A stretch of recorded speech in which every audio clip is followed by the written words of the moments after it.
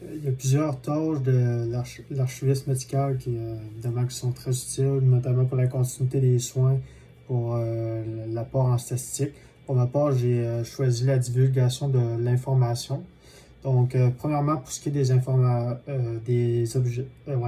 opérations, par exemple, une personne qui voudrait recevoir l'information à propos d'une quelconque personne dans sa famille, premièrement, devra remplir le formulaire AH216. Ensuite, évidemment, l'archiviste médical va recevoir le formulaire, va pouvoir entamer l'analyse, va premièrement se questionner à savoir qui est la personne qui demande l'information, c'est pour qui et pour quelle raison également qu'il veut recevoir l'information. Ensuite, la vérification de l'identité de la personne qui demande de l'information devra être effectuée. Et également, on devra vérifier les pièces requises si elles sont présentes. Ensuite, une réponse sera offerte et évidemment, il va falloir s'assurer que seulement la personne autorisée ait accès à l'information. Donc, c'est évidemment important pour suivre les lois et les règles consistant à cette tâche. Donc, des mécanismes de sécurité devront être établis. Ensuite, pour ce qui est des buts, donc évidemment, c'est d'assurer la confidentialité de l'usager, notamment, évidemment, pour les troubles psychologiques diagnostiqués. Également, s'assurer évidemment dans cette optique que l'information ne tombe pas entre les mains d'une personne mal intentionnée.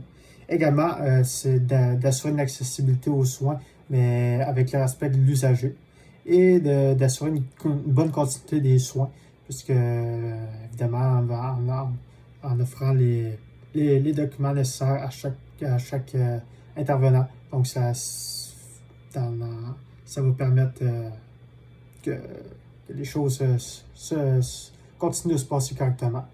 Ensuite, pour ce qui est des buts, des lieux où ça peut être effectué, c'est évidemment dans un lieu de travail de l'archiviste médical. Ça peut être CHSLD, CLSC, le centre de jeunesse, le centre de réadaptation, et également le centre hospitalier.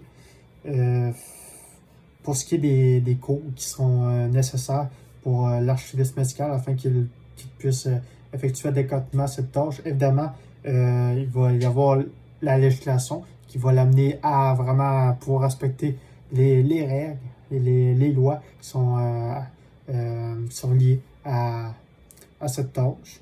Également, évidemment, le cours d'accès à l'information qui va l'amener vraiment à pouvoir effectuer adéquatement toutes les opérations qui sont liées à cette tâche. Et évidemment, le cours de relations professionnelles qui va l'amener vraiment à savoir comment agir de manière professionnelle avec la personne qui demande l'information. Ensuite, pour ce qui est de l'importance de cette tâche, je considère que pour moi, ce que j'aime de cette tâche, c'est surtout l'importance de l'aspect social. Donc, social dans le sens de la confidentialité de l'usager, qui pour moi est quand même quelque chose de très important, surtout pour les personnes qui ont un diagnostic de troubles psychologiques. Également, l'importance au niveau médical, je crois, pour la continuité des soins, pour s'assurer que vraiment que tout continue correctement, rapidement, efficacement. Ensuite, pour conclure, donc, évidemment, c'est une tâche qui nécessite plusieurs opérations qui doivent être effectuées de manière adéquate afin que les lois et les règles soient respectées.